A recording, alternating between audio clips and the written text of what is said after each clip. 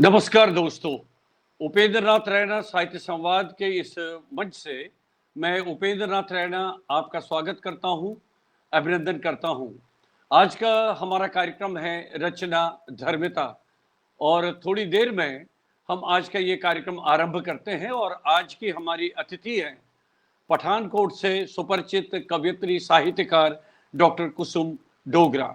थोड़ी देर में हम आज के साहित्यकार को इस मंच के साथ जोड़ देते हैं और उसके बाद विधिवत रूप से हम आज का कार्यक्रम आरंभ करते हैं।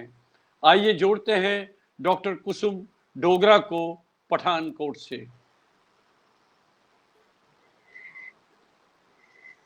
डॉक्टर साहब नमस्कार। नमस्कार डॉक्टर साहब उपेंद्र रैना सर, आपका बहुत बहुत धन्यवाद मुझे यहाँ सबके भीतर बुलाने के लिए और सभी का बहुत अच्छा अभिनंदन लगा। है। जी जी जी, बहुत बहुत। अब थोड़ी देर में हमारे जो मित्र हैं वे भी जुड़ने शुरू हो जाएंगे और उसके बाद हम विधिवत रूप से आज का आपके साथ बातचीत शुरू करेंगे। ये बताइए कि आजकल आप कहाँ पर है? पठानकोट में हैं? जी, आजकल मैं पठानकोट हूँ, मगर आज ही आई हूँ, पहुंची हूँ, कल तक जी चंडीगढ़ जी थी। जी जी, जैसा कि मेरे मित्र जानते हैं कि डॉक्टर कुसुम डोगरा साहित्य में एक सुपरिचित नाम है और आपके बारे में मैं एक संक्षिप्त परिचय देना चाहूँगा। उसके बाद शेष जो बातचीत है हम उनसे ही करेंगे, उनके लेखन के बारे में, उनके साहित्य के बारे में। आपका जन्म अमृतसर में हुआ है। आपने एमए किया है दर्शन शास्त्र में और शिक्षा शास्त्र में। आपने डॉक्टरेट भी किया है दर्शन शास्त्र में और 35 वर्षों का आपका कार्य रहा है अध्यापन में। इसके अतिरिक्त आपकी जो अभिरुचियां हैं वे विशेषकर लेखन, पठन पाठन और संगीत भी आपकी प्रिय विधा रही है। मैं कहूँगा हिंदी, डोगरी और पंजाबी में। इसके अतिरिक्त चित्रकला में और पाक कला में भी आपकी निपुणता है। इसके लिए भी आपको बहुत बहुत शुभकामनाएं। आपके काव्य संग्रह प्रकाशित हो चुके हैं और आपका बहुत ही जो परिचित और जो प्रचलित काव्य संग्रह रहा है वो है बरसात को आने दो।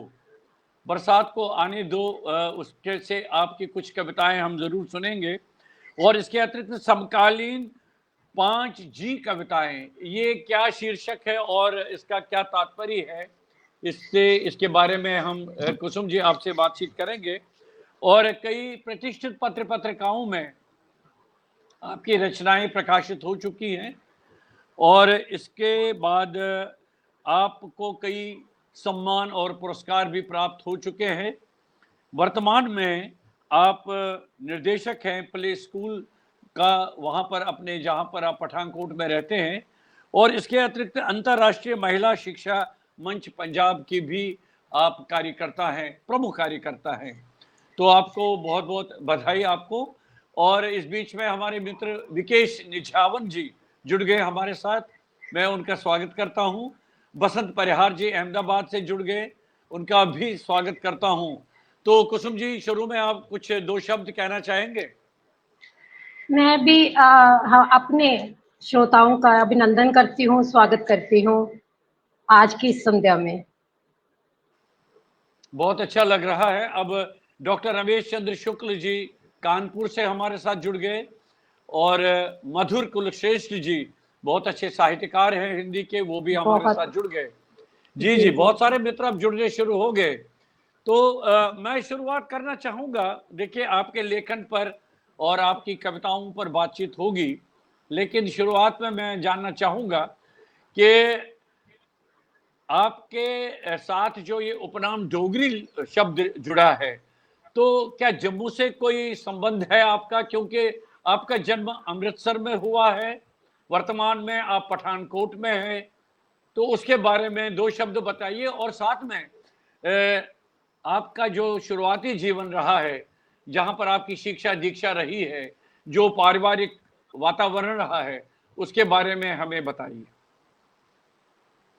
जी सर, ऐसा है कि डोगरा हम लगाते हैं अपना सरनेम।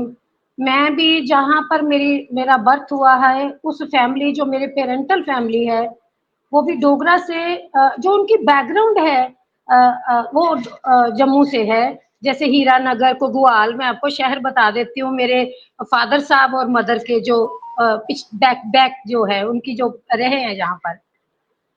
जब मेरी शादी हुई वो भी डोगरा फैमिली से ही थे, उनकी बैकग्राउंड भी J&K की ही है, तो हम दोनों ही डोगरा लगाते हैं। जी।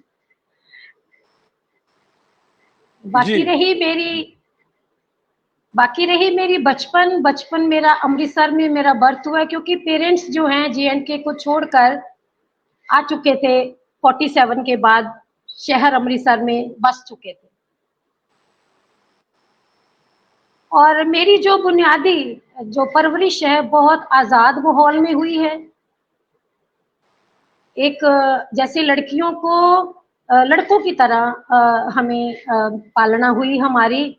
फादर साहब उठाकर घूमने ले जाते थे अपने फ्रेंड्स के यहाँ, तो जहाँ अगर हम कहीं जाना होता था कभी रोकते नहीं थे, यहाँ मत जाओ। मेरी माँ ने तो यहाँ तक कहा कि बेटियां चाहे कितने दिन भी बाहर रह आए, हमें विश्वास है।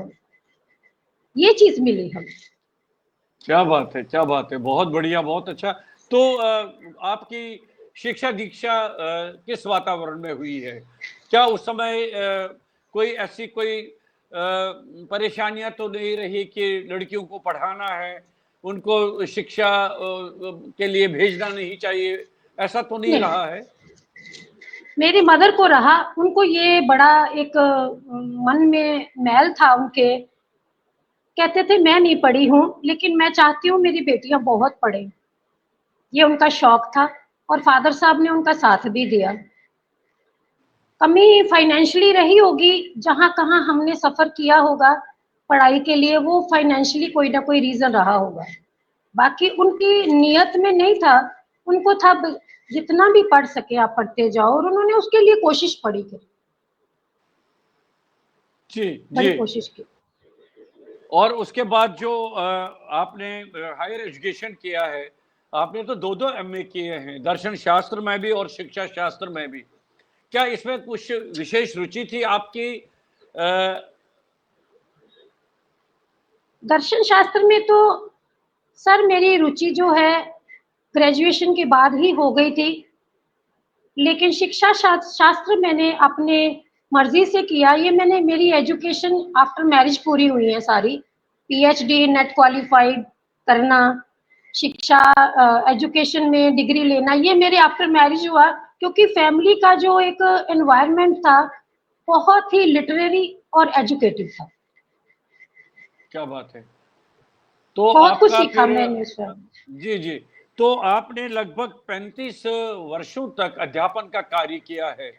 तो क्या आपकी इच्छा थी कि आप अध्यापन में ही आए, या क्योंकि ऐसा होता है ना कि बचपन में कोई बहुत अच्छी रुचि रहती है, शौक रहता है कि मैं इस क्षेत्र में जाना चाहती हूँ? जी, ये है क्योंकि मेरे दादी दादा वो टीचर ही रहे।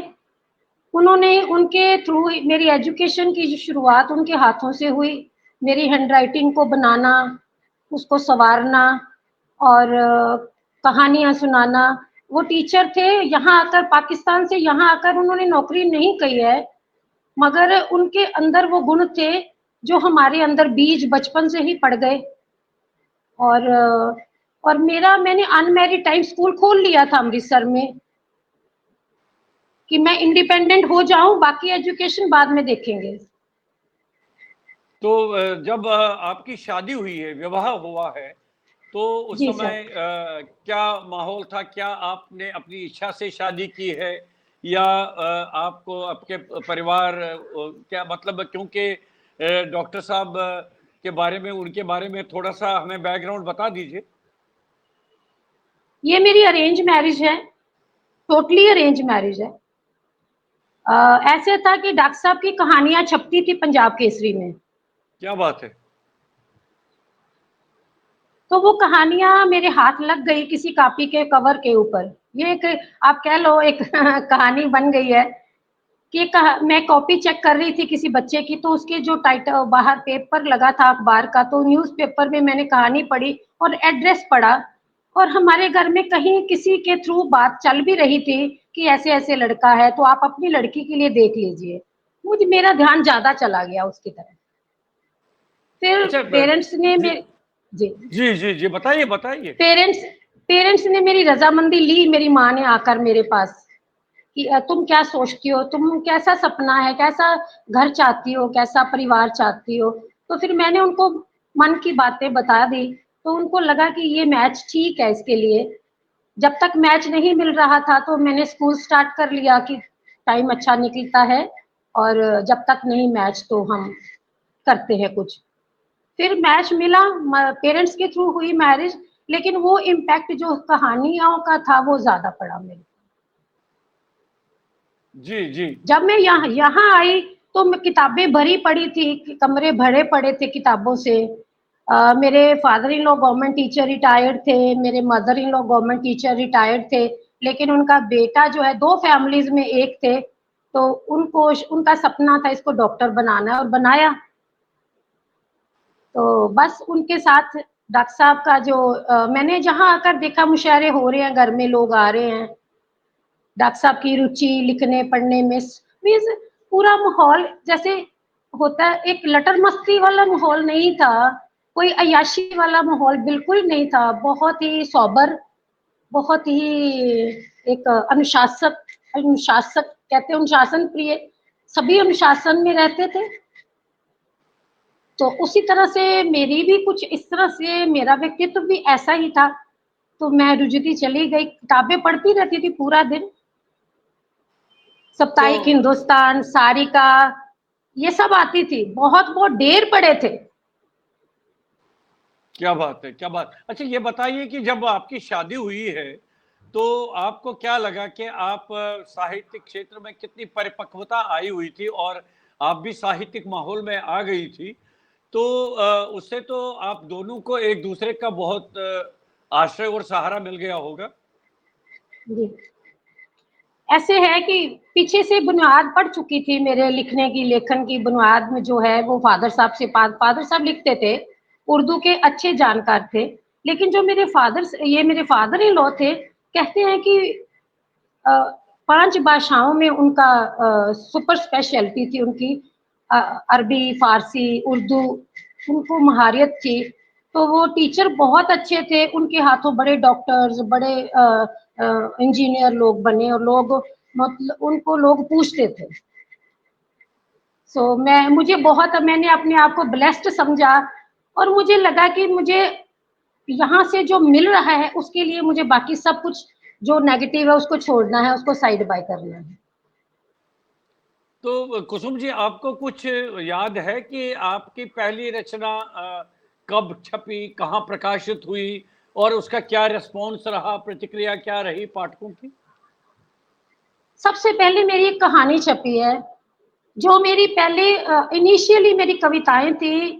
मैं लिखती थी डायरी पर और अपने फादर इन लॉ को पढ़ाती थी कि पापा ये आप देख लो, मैंने ये लिखी हैं। तो वो पढ़ते थे, हंसते थे, कहते थे अभी और मेहनत की जरूरत है। बच्चे छोटे थे तब, तो मेरा शौक था, मैं बैठी बैठी सारा दिन समय पास करने के लिए कुछ ना कुछ करती।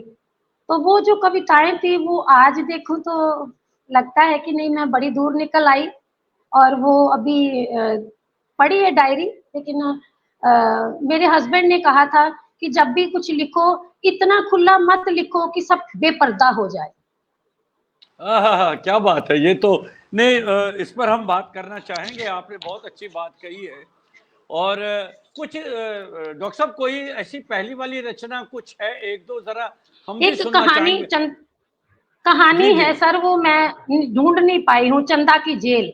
ये मेरे वो पीरियड की है जब मैं स्ट्रगलिंग कर रही थी फैमिली में, और अपनी जगह बनाने की भरपूर कोशिश थी। और तब मैंने एक कहानी लिखी थी, मैं टीचिंग भी थी, कॉलेज में कर रही, बच्चे भी एजुकेट कर रही थी। चंदा की जेल लिखी थी, तो मैंने पटियाला भाषा विभाग में भेजी, तो मुझे उसके लिए कुछ मनी भी आई थी, और पूरा साल वो त्रैमासिक पत्रिका मुझे वो भेजते रहे। ये मेरी पहली याद है मुझे, जो चंदा की जेल, फर्स्ट मेरी जो कहानी, जिसने मुझे पहचान दिलाई और मेरे अंदर एक जागृति पैदा हुई कि मैं लिख सकती हूँ। मैंने अपनी माँ को पढ़ाई, वो इमोशनल हो गई कि कि क्या लिखा है तुमने। और वो मेरी फ्रेंड भी थी, माँ मेरी, और मैं उसके साथ काफ़ी शेयर करती थी।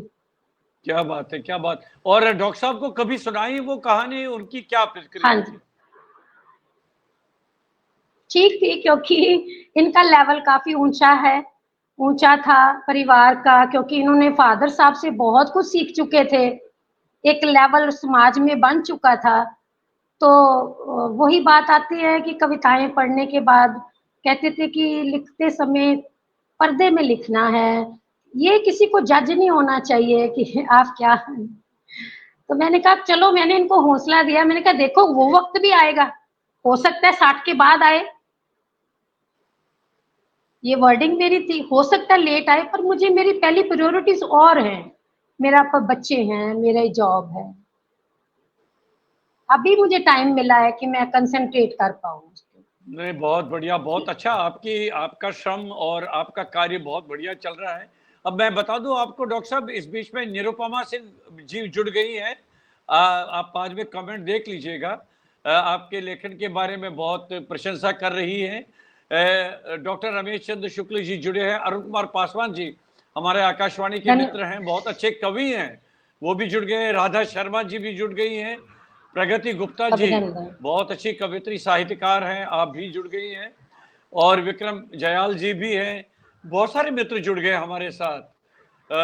राम दुलारी शर्मा जी, क्या बात है। बहुत सारे मित्र आपको सुन रहे हैं इस समय। और फिर अच्छा, आपको कभी लगा कि कुछ रचनाएं जो आपने लिखी हैं और खास करके विवाह के बाद डॉक्टर साहब ने उनको करेक्ट किया, या आपको लगा कि देखिए यहाँ पर कुछ कमी थी, जहाँ पर डॉक्टर रवि डोगरा जी ने आपको कुछ सुझाव दिए, कोई मार्गदर्शन दिया? सर उन्हों का ही तो मार्गदर्शन है, सारा मार्गदर्शन उन्हीं का ही है। वो मुझे करेक्ट करते रहते। इवन मेरी पीएचडी उन्होंने करेक्ट करी है सारी। मेरे सारे लेखन को मैं पहले उन्हीं को देती थी कि आप देख लीजिए, आप कैसा लग रहा है।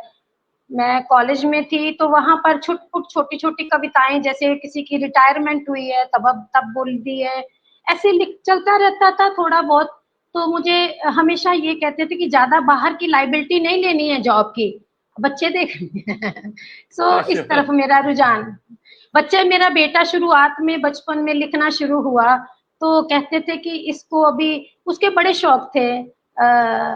आता ही जीन्स में जैसे आ जाता है, तो इन्होंने मुझे यही कहा कि अभी इसको इस तरफ मत डालो। अभी इसने एजुकेशन लेनी है। अगर इस साइड चला गया तो एजुकेशन बीच में अधूरी रह जाए। ऐसी क्या बात चीज़ें है। थी। तो अच्छा, आपने जो दर्शन शास्त्र में एमए किया है और साथ में शिक्षा शास्त्र में भी किया है और बहुत अच्छा जी। किया, तो फिर आपने अपने डॉक्टरेट का विषय ही लिया था, जो अपना ये था दर्शन शास्त्र। तो आपको लग रहा है कि जी, आपकी रचनाओं पर उसका कुछ असर प्रभाव है कुछ क्या? बहुत, बहुत, बहुत असर है। मुझे बड़े लोग कहते हैं कि आपकी कविताओं में दार्शनिकता झलकती है, क्योंकि मैंने टीचिंग करी है, 25-30 साल फिलॉसफी ही पढ़ाई है गर्ल्स को। और पढ़ाते-पढ़ाते हम इतनी दूर निकल जाते थे लेक्चर देते-देते कि कहाँ की बात कहाँ चली जाती थी। तो फिलॉसफी मेरा एक एक मोस्ट फेवरेट सब्जेक्ट था। फेवरेट सब्जेक्ट था, और उसमें बच्चे ऐसे डूब जाते थे। कई बार मैं कहती थी कि मैं ही बोलती जाती हूँ, आपका कोई रिप्लाई नहीं आता। तो कहते मैम हम इतना डूब जाते हैं गहराई में, ऊपर आते टाइम लग जाता। हम आपकी कविता सुनेंगे, लेकिन उससे पहले मैं जानना चाहूंगा, क्योंकि आपने इतनी बहुत ही गंभीरता से दर्शन शास्त्र में डॉक्टरेट भी किया है, तो बिल्कुल आप एक संक्षिप्त में बताइए, वास्तव में जीवन का फलसफा क्या है, दर्शन क्या है, उसके बारे में कुछ बताइए ना हमको। जीवन का फलसफा, मैं अगर देखा जाए तो एक तो मैं कर्म के ऊपर बहुत बिलीव करती हूँ, मैं भगवत गीता। और एक हमारे ग्रीक दार्शनिक हैं एमुल कांट, उसमें जब मोरालिटी एथिक्स के ऊपर चलने वाली हूँ। और मीन्स कि मुझे लगता है जो फिलॉसफी में जो भी मेरी जो व्यक्तित्व बना है, वो मेरे सब्जेक्ट से पहले भी था और अब भी है। अब भी है। जीवन का फलसफा यही है कि अपने नेक नियत से कर्म करते रहो। एमुल कांट जी कहते थे कि ये जो गुडविल है, ये ऐसा ऐसी एक अच्छी चीज है, एक ऐसा आपके पास मोरालिटी का एक औजार है जिसके ऊपर चलकर आप कुछ भी हासिल कर सकते हो। गुडविल। तो ये चीजें कर्म, जैसे भगवत गीता कहती है कर्मण्यवाधिकारस्ते सर्वमा फलेषु कदाचन।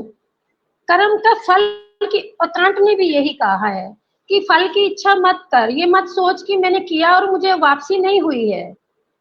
करते जाओ, अपना देते जाओ, कभी ना कभी, कभी ना कभी, कभी ना कभी वो कहीं ना कहीं निकलेगी बात। तो इस तरह का मेरा है। बाकी मैंने जो पीएचडी करी है, मैंने ब्लिस पे करी है। मेरा थ्रू आउट ब्लिस के ऊपर बहुत काम हुआ है कि मोक्ष जो है, हमारे 6 सिस्टम्स जो है फिलॉसफी के, एथिकल और अथीस्ट और नॉन अथीस्ट, हमारे जितने सिस्टम्स हैं फिलॉसफी के, उन्होंने मोक्ष के ऊपर, ब्लिस के ऊपर जो जो लिखा है वो सारा मेरी फिलॉसफी में आता है। मैं चाहती हूँ उसके ऊपर मैं बुक्स लिखूं। और मेरी फिलॉसफी में, क्योंकि गुरु नानक यूनिवर्सिटी सिखिज्म को लेकर करती है, तो उन्होंने मुझे कहा कि गुरु ग्रंथ साहब में से आप ब्लिस को चुनो टॉपिक। जो ब्लिस आप इंडियन फिलॉसफी में पढ़ाते आए हो, वो आप अब गुरु ग्रंथ साहब में से उनको चूज करो और उनको खोलकर बताओ। बड़ी मेहनत है सर, 7 साल लगे मुझे पीएचडी में फुली, मतलब मैंने 7 साल। जी। तो ये पुस्तक के रूप में तो आपका ये जो रिसर्च का काम है, अनुसंधान का काम, ये आ गया होगा, पुस्तक के रूप में आ गया होगा। बहुत पुराना, ये 2010 की है। और 2005 में मैंने नेट क्वालिफाई कर लिया था दर्शन शास्त्र में ही। नेशनल एंट्रेंस टेस्ट होता है सर ये लेक्चरशिप का, NET national entrance test for lectureship, ये मैंने 2005 में कर लिया था। 10 में मैंने फिलॉसफी की पीएचडी करी। 2011 में मुझे डिग्री मिली है। चलिए, बातचीत तो हम जारी रखेंगे आपके बारे में, क्योंकि बहुत इंटरेस्टिंग सब्जेक्ट है जो आपसे मुझे जानना है, बातचीत करने और हमारे मित्रों के साथ शेयर करना है। इस बीच में नीलम कुलश्रेष्ठ जी भी हमारे साथ जुड़ गई, उनका भी मैं स्वागत करता हूं। और बाकी मित्र तो हमारे साथ लगातार जुड़े हैं। तो कविता सुनाइए, बहुत अच्छा लगेगा हमारे मित्रों को, हमें भी। इस बीच में सरोजनी कौशिक जी, हमारी वरिष्ठ साहित्यकार, भी जुड़ गई है। कुसुम जी। जी धन्यवाद जी। मैं अभिनंदन करती हूँ सभी का, नीलम कुलश्रेष्ठ जी का, और भी जितने लोग आज जुड़ रहे हैं, मैं उनकी बहुत धन्यवाद दी हूँ, अभिनंदन मेरी करती तरफ से हूँ। भी उनका बहुत बहुत आभार, वे आ गए हैं, हमारे साथ जुड़ गए हैं। जी, आपका स्वागत है। सर एक कविता जो मैं बच्चों से शुरू करती हूँ, छोटे बच्चों से, मीन्स जो यंग जनरेशन है उनके लिए, क्योंकि मेरा मैक्सिमम काम जो है वो हुआ है कोरोना पीरियड में। तो एक मेरी कविता है अभ्युदय। अभ्युदय। आगे बढ़ो तुम, रुकना नहीं। आगे बढ़ो तुम, रुकना नहीं, कहना है बस इतना। बांधते चलो अपने आप को पहाड़ों से भी मजबूत अपनी जड़ों से। बांधते चलो अपने आप को पहाड़ों से भी मजबूत अपनी जड़ों से। जो है तुम्हारा भूतकाल, जिनके पास जिंदा है तुम्हारा बचपन, जिनके पास तुम्हारे सभी समाधान हैं, जड़ों की जकड़न ढीली नहीं पड़ती। क्या बात है, जड़ों क्या की बात है। जकड़न ढीली नहीं पड़ती, वो संभालना जानती हैं। वो संभालना जानती हैं अपनी शाखाओं को, साथ साथ नई आती कोंपलों को भी। वाह वाह। वो संभालना जानती हैं अपनी शाखाओं को, और साथ साथ नई आती कोंपलों को भी। सूक्ष्म सी, मनोरम और प्यारी प्यारी, जड़ को कठोर होना ही था मजबूती से। क्या बात है, क्या जड़ बात को है, बहुत बड़ी। कठोर हो जी, पेरेंट्स को कठोर होना पड़ता है, जड़ को कठोर होना ही था मजबूती से, किंतु अंदर से अति मोह एवं वात्सल्य से भरी। समेट लेने को तुम्हारे सभी गम जमी के। क्या बात है। समेट लेने को तुम्हारे सभी गम जमी के, तुम्हारे ऊपर का आसमान, नीचे की जमीन भी उनके होते हुए, ना भोजन की चिंता तुम्हें, ना ही किसी का डर, नीचे जो पांव जमाए दृढ़ता से, कोई है जो तुम्हारे अभ्युदय की परवाह किए हुए है। वाह वाह वाह, बहुत बढ़िया। ना भोजन की चिंता तुम्हें, ना ही किसी का डर, नीचे जो पांव जमाए दृढ़ता से, कोई है जो तुम्हारे अभ्युदय की परवाह किए हुए है। ये कविता मेरी यंग जनरेशन के लिए लिखी बहुत गई। बढ़िया, बहुत बढ़िया। अच्छा, आपका जो काव्य संग्रह है बरसात को आने दो, ये जी कब सर। प्रकाशित हुआ है? कितनी कविताएं हैं इसमें? उसके अगर पुस्तक ये है आपके सामने तो दर्शन कराइए पुस्तक की। अरे वाह, क्या बात है। ये कब कब प्रकाशित हुई है आपकी ये? सर, ये बिंब प्रतिबिंब प्रकाशन से आई है, और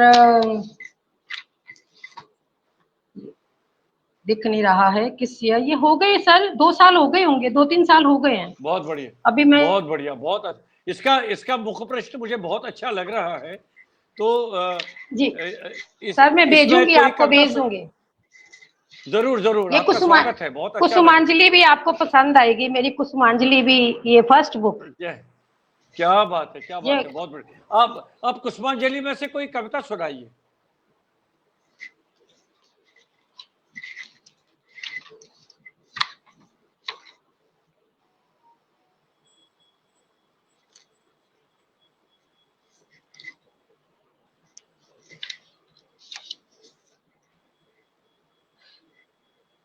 एक कविता जी है आप मेरी, नशा।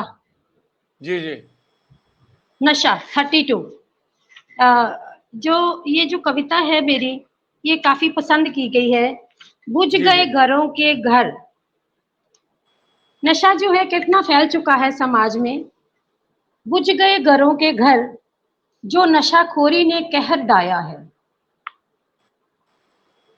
बुझ गए घरों के घर, जो नशाखोरी ने कहर डाया है। उस गरीब माँ का सीना, जो इसने अपनी आग से जलाया। क्या बात है, वाह वाह वाह, बहुत दुखद। जी जी उस गरीब माँ का सीना, जो इसने अपनी आग से जलाया है। मत पूछ, जो जिंदा लाश दिख रही। मत पूछ, जो जिंदा लाश दिख रही, उस बाप ने जो कमाया है। क्या बात, क्या बात। उस बाप ने जो कमाया है, खर्च दिया बच्चे की इस लत पर, जो भी जीवन में कमाया है। रात रात भर जाग नैनों को जिसने पत्थर के जैसा बना डाला, उस अर्धांगिनी ने अपने हृदय का जज्बात ना जाने कहां बुझा डाला। पत्थर के जैसा बना डाला, रात रात भर जाग नैनों को जिसने पत्थर के जैसा बना डाला, उस अर्धांगिनी ने अपने हृदय का जज्बात ना जाने कहां बुझा डाला। ना सोई ना जागृत अवस्था में, ना सोई ना जागृत अवस्था में उसने कोई सपना संजोया है। ना सोई ना जागृत अवस्था में उसने कोई सपना संजोया है। मार दिए सभी दिल के अरमान, जिसने कभी मन नहीं खोला है। क्या बात है, क्या बात है। बच्चों को बढ़ते देखकर अपना गौरव था उसने कायम किया। ये पत्नी की बात हो रही है, अर्धांगिनी की। बच्चों को बढ़ते देखकर अपना गौरव था उसने कायम किया। वो नशे की लत ने दस्तक देकर मिट्टी में जाकर रोल दिया। क्या बात है, क्या बात है, बहुत बढ़िया। बच्चों को बढ़ते देखकर अपना गौरव था उसने कायम किया। वो नशे की लत ने दस्तक देकर मिट्टी में जाकर रोल दिया। ना जाने कब तक नशे की लपटों से देश हमारा बच पाएगा, नौजवान हमारा बच पाएगा। ना जाने कब तक। बहुत गंभीर समस्या आपने उठाई, इसमें कोई शक नहीं है। और चाहे वो कविता के माध्यम से या कहानी के माध्यम से आप उसको, उस समस्या को सामने लाएंगे समाज में। क्योंकि देखिए, समाज में साहित्य का काम तो यही होता है कि वो सचेत करे, वो इस प्रति के इस ऐसे विषयों के प्रति संवेदनशील रहे। यही तो एक साहित्यकार और साहित्य की भूमिका होती है। डॉक्टर साहब, मैं बताना चाहूंगा, हमारे मित्र, आकाशवाणी के मित्र सदानंद मिश्र जी कनाडा से जुड़ गए हैं, आपका ये कार्यक्रम देख रहे हैं। और कुमार अशोक सराफ घायल जी, बहुत अच्छे कश्मीर और उर्दू के कवि हैं, साहित्यकार हैं, आप दिल्ली से जुड़े हैं, तो मैं सबका पुनः स्वागत करता हूं। अरुण कुमार पासवान जी लगातार हमारे साथ जुड़े हुए हैं। तो उसके बाद आपके तो कई काव्य संग्रह आ गए हैं और लगातार आपकी कविताएं प्रकाशित होती रही हैं। अच्छा, मेरी थोड़ी सी जिज्ञासा है, आपका एक काव्य संग्रह क्या है ये, इसके बारे में बताइए। समकालीन 5G कविताएं, यानी समकालीन 5G कविताएं, तो क्या क्या क्या पृष्ठभूमि क्या है इस पुस्तक की? जी सर, ये जो मैंने इसका जो किताब का नाम चुना, ये मैंने शुरुआत में एक दो कविताएं 5G पर लिखी थी। एक्चुअली क्या था कि 5G ने हमारी लाइफस्टाइल को बहुत इफेक्ट किया है।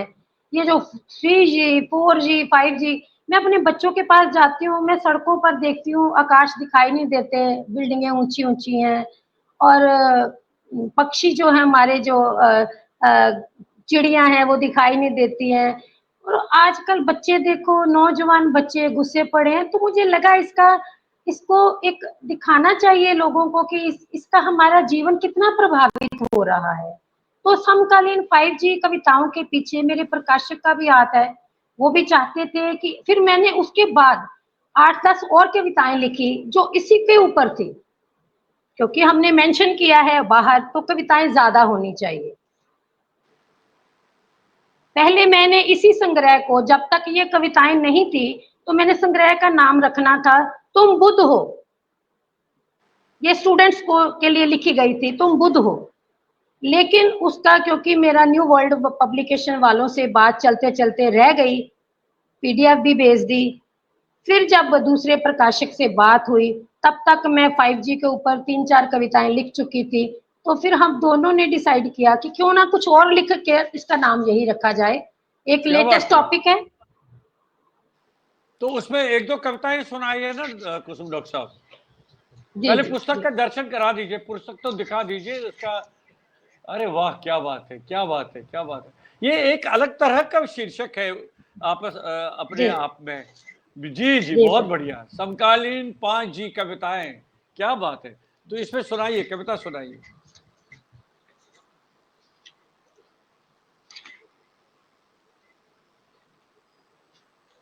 समय का परिवर्तन है ये, आज का जो जीवन हमारा बदल गया है, हम कैसे बन गए हैं, ये उसके ऊपर है, समय का परिवर्तन।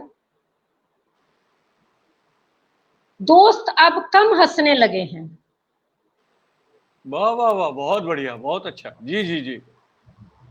दोस्त अब कब हंसने लगे हैं, दोस्त अब कब कम मिलने लगे हैं। फुर्सत के पल, ठहाकों के क्षणों को ग्रहण लग गया है। वाह वाह। फुर्सत के पल, ठहाकों के क्षणों को ग्रहण लग गया है।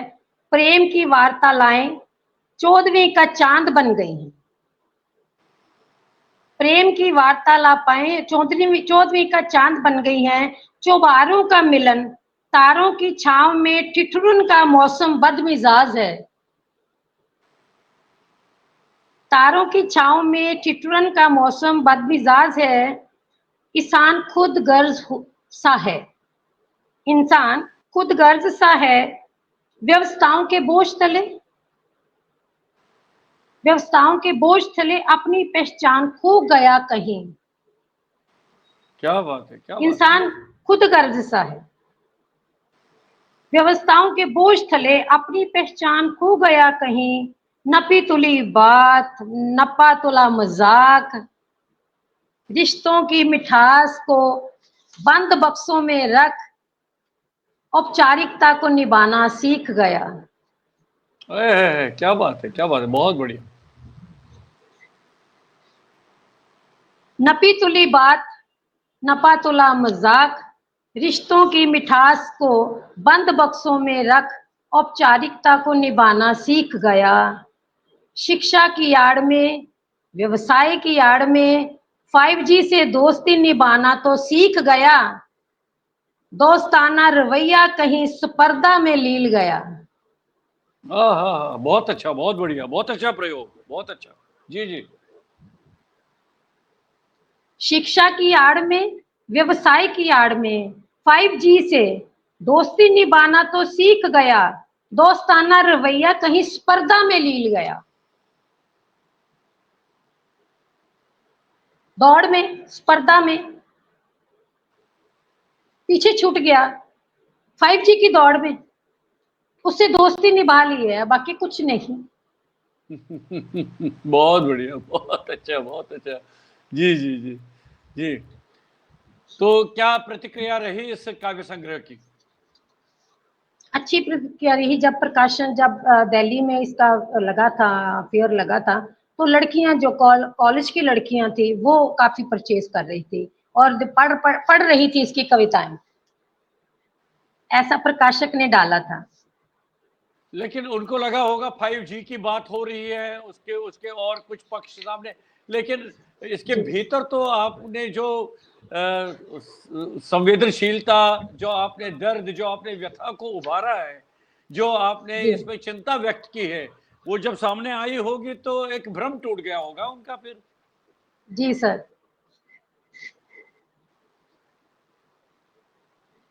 जी, कुछ और अब मैं सुनाना चाह रहे हैं आप? जी इसी किताब में एक मोमिता डॉक्टर का रेप हुआ था सर, मैं चाहती हूँ वो मैं सुना दूं जी जी। सभी को। माँ मुझे अब हथियार चाहिए, माँ मुझे अब हथियार चाहिए घर से बाहर जाने को। दानव और गिद्ध हैं बैठे अब शिक्षा की मीनारों पर। माँ मुझे अब हथियार चाहिए घर से बाहर जाने को। दानव और गिद्ध हैं बैठे अब शिक्षा की मीनारों पर। क्यों दिए संस्कार तूने झुकना और झुककर सहने को। क्यों दिए संस्कार तूने झुकना और झुककर सहने को। क्या सहानुभूति और प्यार भरा था, क्यों सहानुभूति और प्यार भरा था मेरे मस्तिष्क और नैनों में। किसी काम के नहीं ये सब इस हराम खारों खोरों की दुनिया में। क्यों सहानुभूति और प्यार भरा था मेरे मस्तिष्क और नैनों में। किसी काम के नहीं ये सब इस हराम खोरों की दुनिया में। दे दे देती तू मुझे तलवार, दे देती तू मुझे तलवार इनके सिर काट देने को। विक्षिप्त होते दरिंदों से अपनी अस्मत बचाने को। विक्षिप्त होते दरिंदों से अपनी अस्मत बचाने को। बेटी डॉक्टर बनाने का स्वप्न तूने क्यों बोया था। बेटी डॉक्टर बनाने का स्वप्न तूने क्यों बोया था। क्यों तूने समाज की सेवा का मुझ में संकल्प संजोया था। क्या बात है, क्या बात है, वाह वाह। क्यों तूने समाज की सेवा का मुझ में संकल्प संजोया था। ये सब सरकारी मेडिकल कॉलेज खून हमारा चूस लेते हैं। 48-64 घंटों की ड्यूटी करते नींद हमारी खरीद लेते हैं। और जो पिंजर बचता है इन वहशी बेड़ियों के आगे ग्रास बना फेंक देते हैं। माँ मुझे आग चाहिए घर से बाहर जाने को। अंगार बन बरस जाने को, चंडी का रूप बन जाने को। सरकारों को तो कोई तरस नहीं तुम तो मेरी जननी हो।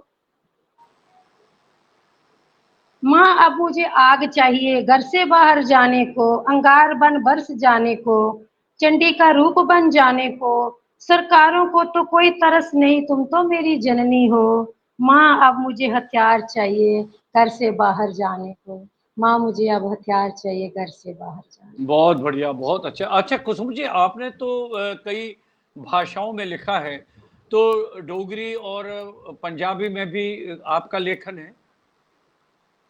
पंजाबी और इंग्लिश में है, डोगरी में नहीं है लिखा हुआ। अच्छा, मैं जी, जी, जी। अब मैं चाह रही हूँ, मेरा वैसे प्रोजेक्ट में है कि मैं डोगरी जो है उसको ट्रांसलेट, डोगरी लैंग्वेज को पंजाबी या हिंदी, पंजाबी में ट्रांसलेट करके एक बुक लाऊं।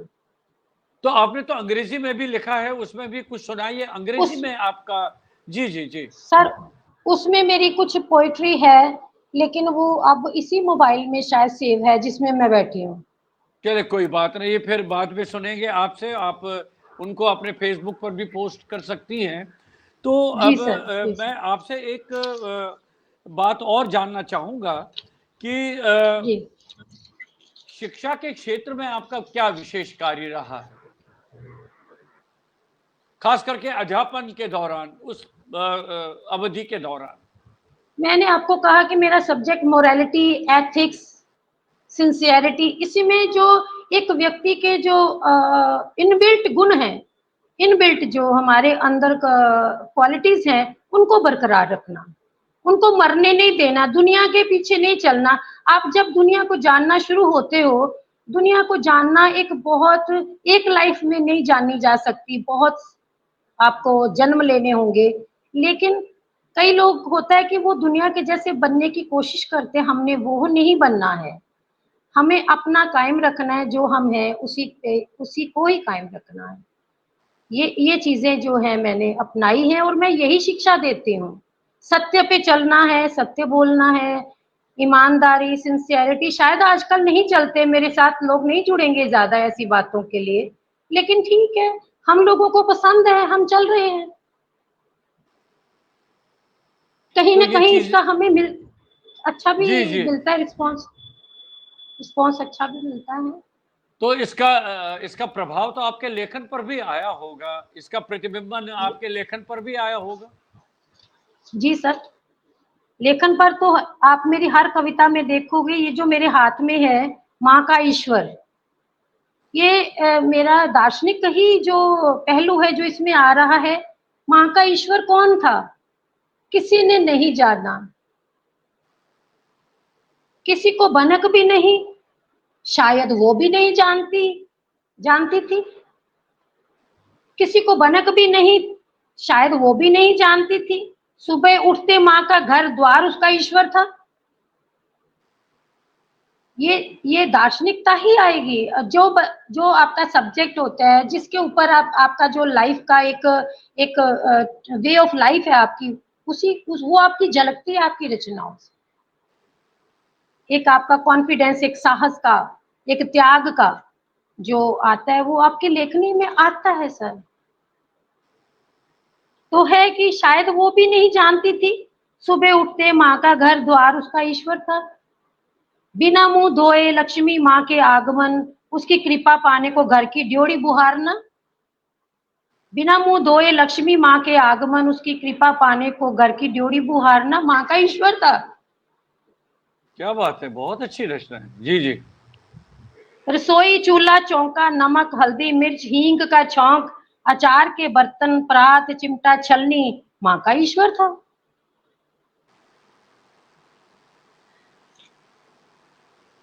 चाय का भगोना,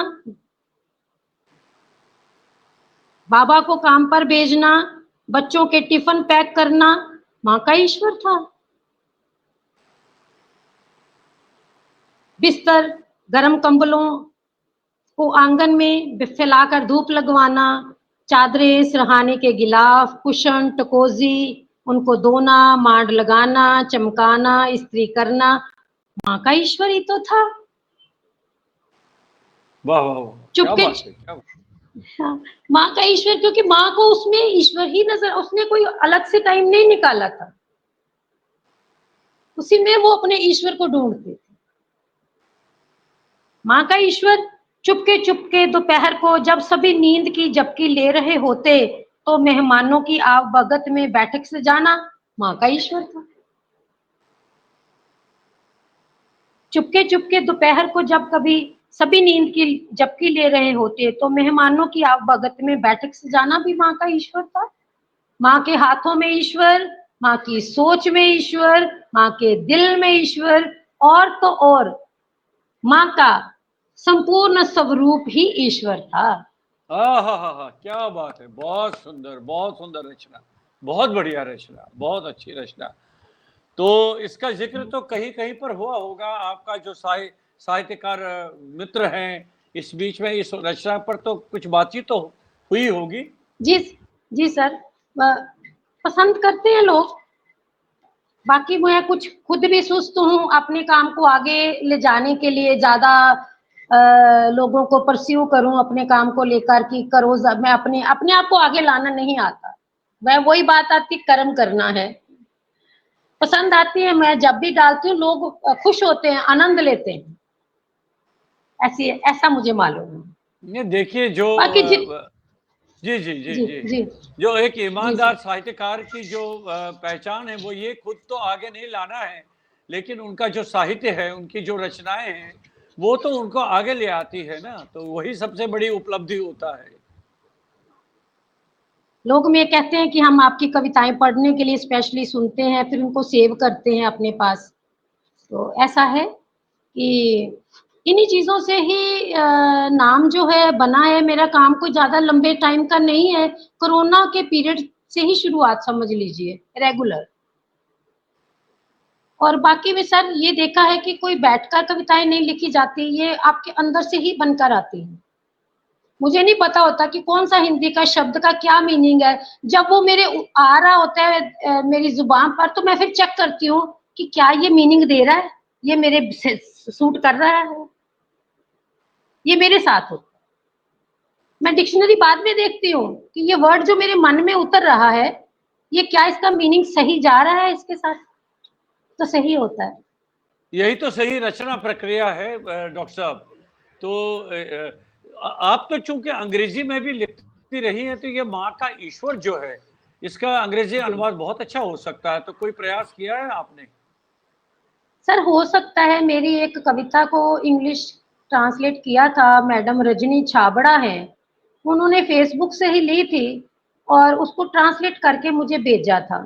अब अगर मैं उनको कहती हूँ कि मेरी सारी किताब ले आप ट्रांसलेट कर दो, क्योंकि सर ग्रामेटिकली इंग्लिश में जो है वो देखना पड़ता है, तो उनको कहती तो वो उसके लिए मतलब चार्जेस लेते हैं।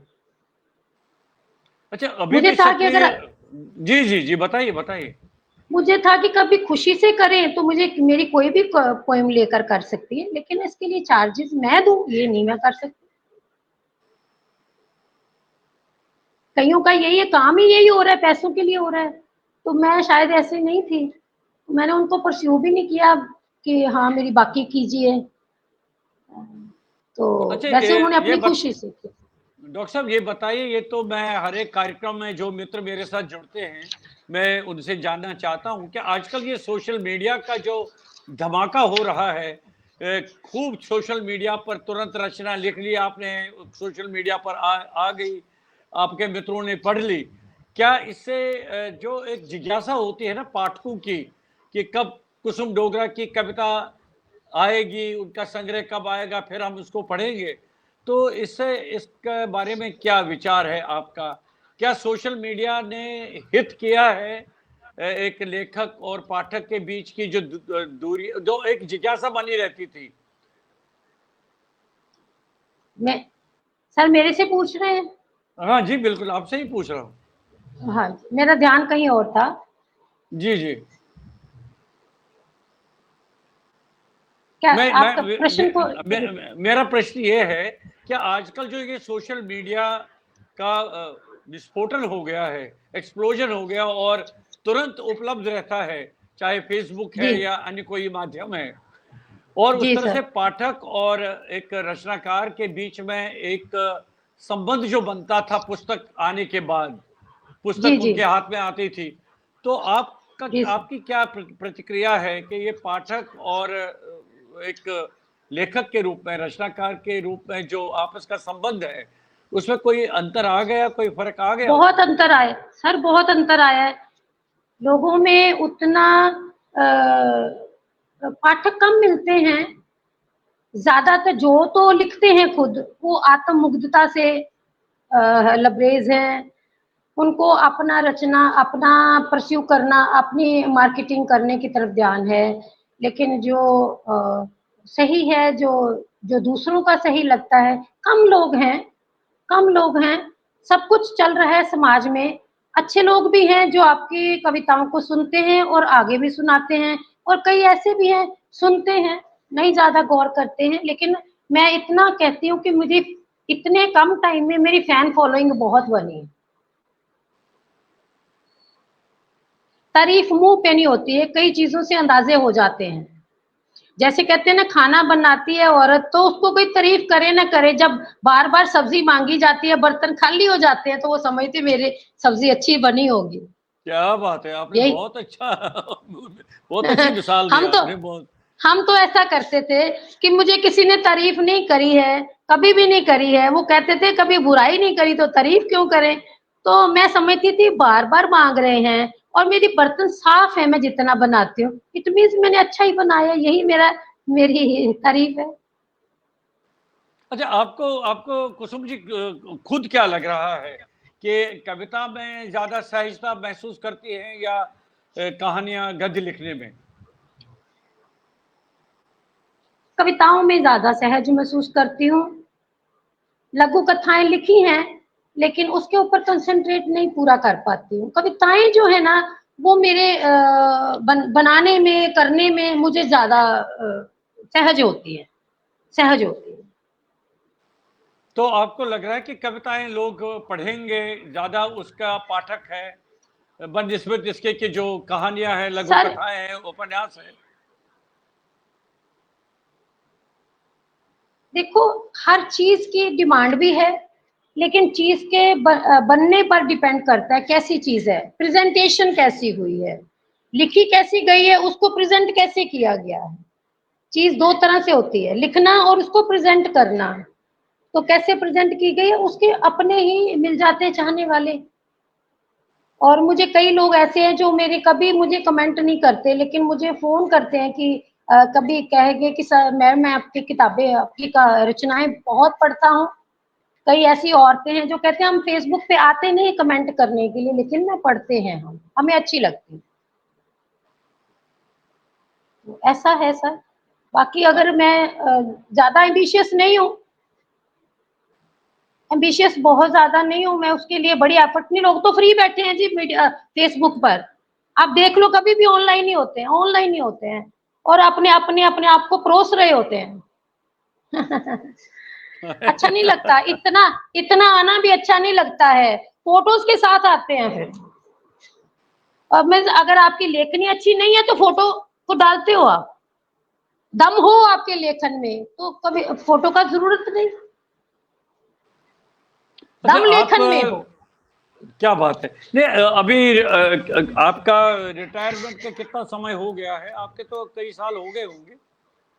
सर मैं रिटायरमेंट मेरी 2018 में हुई। 2017 में मेरे हस्बैंड एक्सपायर कर गए थे, तो 18 में मेरी रिटायरमेंट हुई है। उसके बाद मैंने 6 मंथ के अंदर ही स्कूल कर लिया था, एक किंडरगार्टन, कि मुझे शेड्यूल चाहिए, वर्क चाहिए, कुछ बिजी शेड्यूल चाहिए, फ्री नहीं रहना चाहती।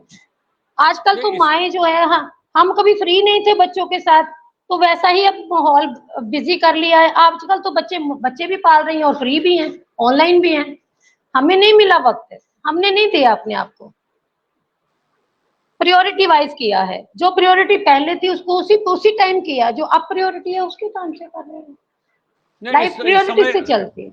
नहीं, इस समय जो आप डायरेक्टर हैं एक प्ले स्कूल का, तो काफी अभी शिक्षा के क्षेत्र में आप काफी कार्य कर रही हैं अभी। काफी कार्य नहीं है, एक्चुअली मैं शिक्षा का क्षेत्र उतना नहीं चला रही हूँ। एक किंडरगार्टन इसलिए रखा हुआ कि दिल लगा रहे, और मेरी बिल्डिंग काफी बड़ी थी तो उसको यूटिलाइज किया जाए। मैं बच्चों के पास नहीं रहती हूँ, तो यूटिलाइज करने के लिए कि जगह का इस्तेमाल भी हो और बच्चे भी मेरे पास आए, इस वजह से शुरू किया। और जो दूसरे है मेरा चेयरपर्सन, वो मैं अनमेरिड टाइम स्कूल पेरेंट्स के घर खोल कर आई थी, तो वो अभी चल रहा है, मेरे ब्रदर सिस्टर भाभी चला रहे हैं। तो विशेषकर आपका काम तो शिक्षा के क्षेत्र में ही रहा है। जी जी सर, जी, मैं शिक्षा कह के रहा था क्षेत्र में। विशेषकर शिक्षा के क्षेत्र में ही रहा है। अच्छा, साथ में आप अंतर्राष्ट्रीय महिला शिक्षा मंच की भी कार्यकर्ता है, प्रमुख कार्यकर्ता है, तो क्या काम है उसका? सर उसमें एक हमारे जो डायरेक्टर हैं, डॉक्टर नाज सर हैं, डॉक्टर नाज। मुझे भी 1 साल ही हुआ उनके साथ जुड़े हुए। मुझे उन्होंने जी, फेसबुक से ही मेरी वीडियोस डालती थी, मैं अपने गज़लों की या किसी की पोएट्री को पढ़ते हुए वीडियोस बनाती थी। तो उन्होंने मुझे वहाँ से मुझे देखा और कहने लगे कि आप ना प्रेज़िडेंट बने। मैंने कहा मैं इतनी रिस्पॉन्सिबिलिटी नहीं उठा सकती, मैं नहीं लेती हूँ, जो मैं काम नहीं कर सकूँ। जी, तो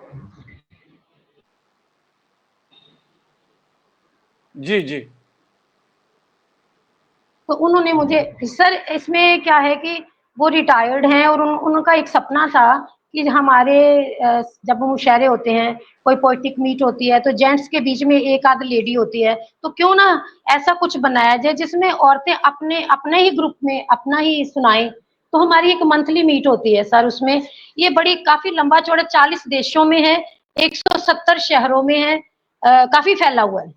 तो उसमें मुझे तो वो बड़ी ड्यूटीज देना चाहते थे, मगर मैंने एक हल्की-फुल्की ले रखी है कि मेरे से जितना सँभाला जाएगा मैं उतना करूँगी। ज़्यादा मैं एम्बिशियस हूँ नहीं। लोग तो इसलिए क आगे जाते हैं कि मुझे किसी और स्टेट का बनाएँगे, मुझे चीफ गेस्ट बुलाएँगे। मैंने नहीं उस तरह का मैं काम नहीं चाहती नहीं। लाइफ में डिस्ट